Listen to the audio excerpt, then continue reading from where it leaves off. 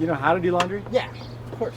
No, he doesn't. I watched him try to do it at Tony's house, and he put just fabric softener in, and he goes, "Why do my clothes still smell bad?" Oh, because there wasn't any softener and wasn't there. But yeah, of course, I'm not the best washer. I'm a third party. So last week, Arturo and I came down here with our team owner Giovanni Spinelli. Just like one bump and you know. Well, I mean, if a bump comes and hits the side of my van like that, you're right. I didn't know bumps came up and pushed the side Okay, you know what I meant. And we did a mileage run. You know, doing these mileage runs is super important for the team. I think it adds great camaraderie for us riders, builds, you know, relationship among us riders and stuff too. And honestly, they're just super fun. You know, we bang out the course in a couple days, and because we get to see the course, we get to see access roads, we check out pit locations and all that. So it just helps us dissect the course better and understand the course better for race day, and it's fun at the same time. Riding together with my teammates out on the track, not only get to ride with each other and have fun, but know where each of our strengths are at out on the course for sure. Which in this case we did again. Unfortunately, Shane wasn't able to come with us this time, but normally I come down in a F-250 truck, but she's in the shop this week, so I had to take my mom's 4Runner down here with the bike rack on the back. Don't look at the pyramids. Slammed in the back, dude. Don't look at the pyramids. This is the best part. Just a little dirty air filter just sitting on the old... Need them big chase vans and chase trucks to be out here, you know. You just need a Hall Master and a 4Runner. The mileage runs and the team camaraderie that we have is great. I think it really helps us get better. We try to train as much as we can, even though we're all in 3 different locations, but we try and meet up and go ride together as much as possible and do testing together and spend the trips here together at the house. Just try and be together as a team as much as possible. We've been doing it for the past 5 Bajas, you know, so we really take our time studying out the track and, you know, figuring out what we're going to do with each other's sections and the whys and the wheres and the who's, you know, so we have no doubts on race day. 1, 2, 3, 4, 5, 6. Run, going faster miles an hour. Running fast, stop and shut with the radio on. I'm in love with Massachusetts.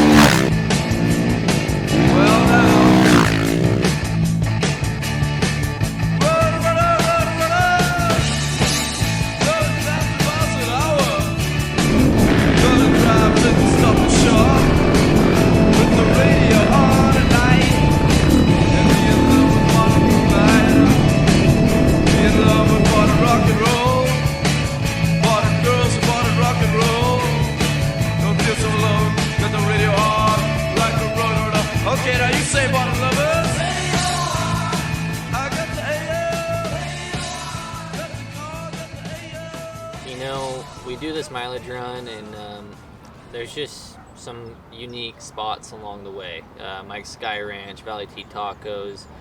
You know, there's all these historical landmarks along the Baja 500 course, and you know, this course is actually really special because we get to see a lot of those historical landmarks from way back in the days, Dust to Glory. You know, I grew up seeing those places and those things in those movies, and now seeing them and witnessing them with my teammates and my friends and creating memories at those places is something really special and unique, and I think that's why I value the mileage runs more than anything. You know, we showed up to Acambara, which is a little restaurant on the side of the road on the Highway 1 that, you know, everyone stops at, and it's just its own unique place. Juan, the owner that takes care of the place and so on, it was cool. We rolled in and he made us right at home. He actually ended up taking down a poster of the last president.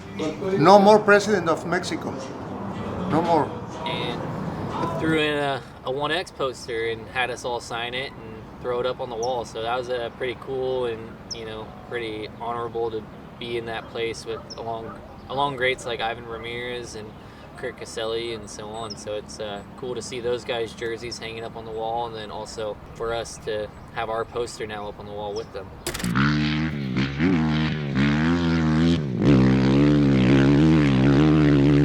So coming into Silver State, I wanted some stiffer suspension and different gearing, and we were doing some different testing with that kind of stuff to make the bike better for Best in the Desert, which overall ended up helping us make the bike better for Score too, because we ended up liking that gearing here in Score, and we like the suspension too. So it's really nice doing both of those series, is because I feel like we go to Best in the Desert, we get a little change up, but we're still testing the bike and we're still developing the team and getting better at each race. So it kind of helps us get ready for the next Baja or the next Best in the Desert, which after this Baja 500 we have Vegas to Reno. So I feel like we can just get 1% better each time. So I'm very confident in the bike and just our team in general to have a good result at this race. The first week we all go have fun with each other. We're with the boss man, having some good food on the mileage run, pre-running all together, enjoying ourselves.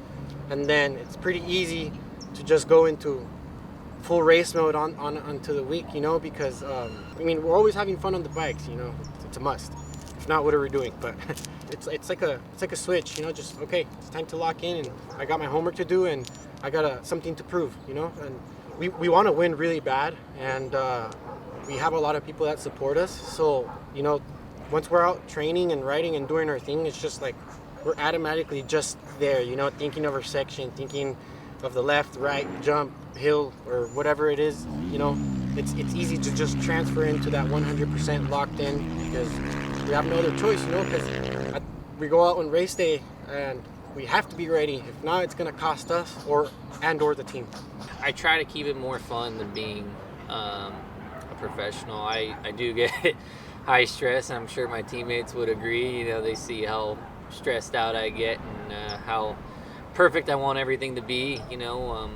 But I think that's part of just who I am and my personality, and also it's just, you know, I want things to be perfect and I want things to be done and prepared in the best possible way, because one, it's for our safety, and two, it just makes the race go that much easier. I honestly think compared to San Felipe 250, our preparation is 1,000 times better, from radios to pre-running, just to pre-runners and the race bike in general.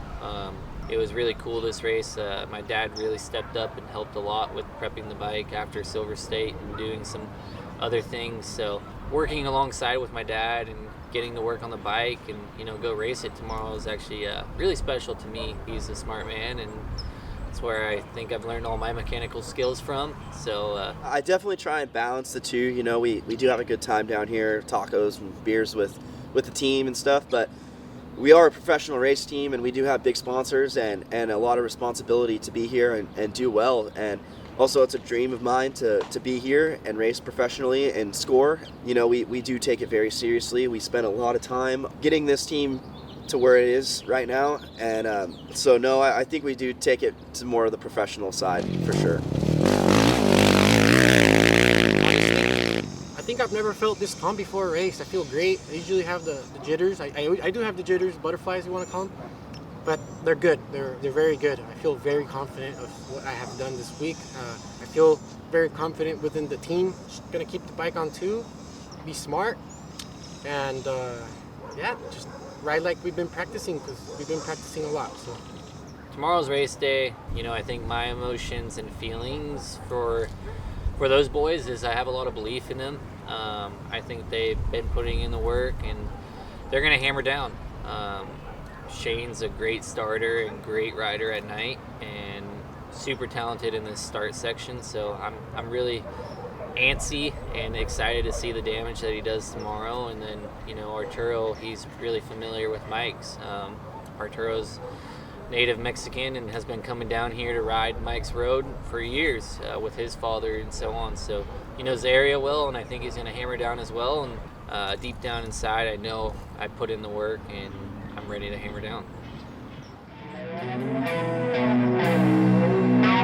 This morning, it's 3:24 a.m. 3:24 a.m. Yeah, we feel good. We're here, ready to start. I'm gonna hand over the bike to Shane in a bit, but yeah, emotions are high. Feel great, excited, ready to start.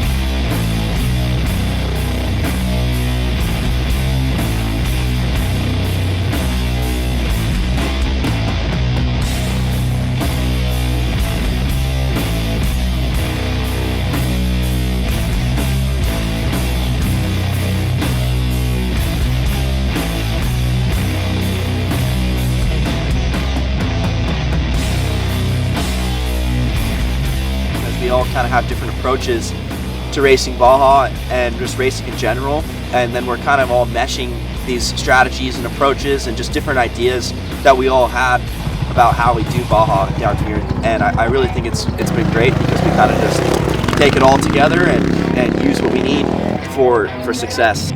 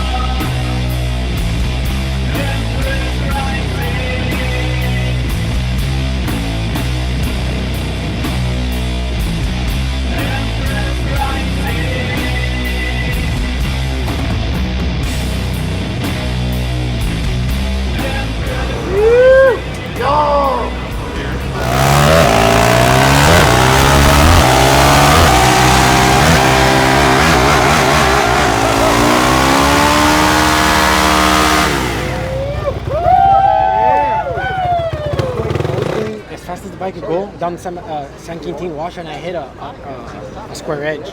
My feet came off the fags. My helmet went straight up in the air, dude. I almost died. Did you hit the handlebar? Oh, dude, I was going 100 miles. up and boom! Good job, team. Thank you guys for everything. You guys. It's a good day.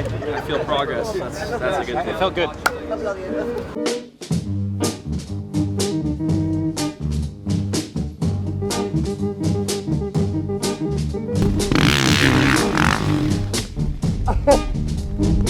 Can I offer you a beer, sir? Thanks, sir. You're welcome, sir. Mike. Rating on us price, that's why. Muchas gracias. Bienvenidos. Muchísimas gracias. Hero Racing always for our campaign. That's awesome. Yeah, so we've been supporting this orphanage for probably about 5 years. The lady who runs it used to be an orphan, and she's ran it for like 30 years. And they needed help, and a lot of them down here, believe it or not, are overfunded. And we found this one, and yeah, we pretty much put a whole new kitchen in the kitchen for him. Got him a new freezer. We're helping him build out the daycare facility, and this time we just brought him a bunch of food.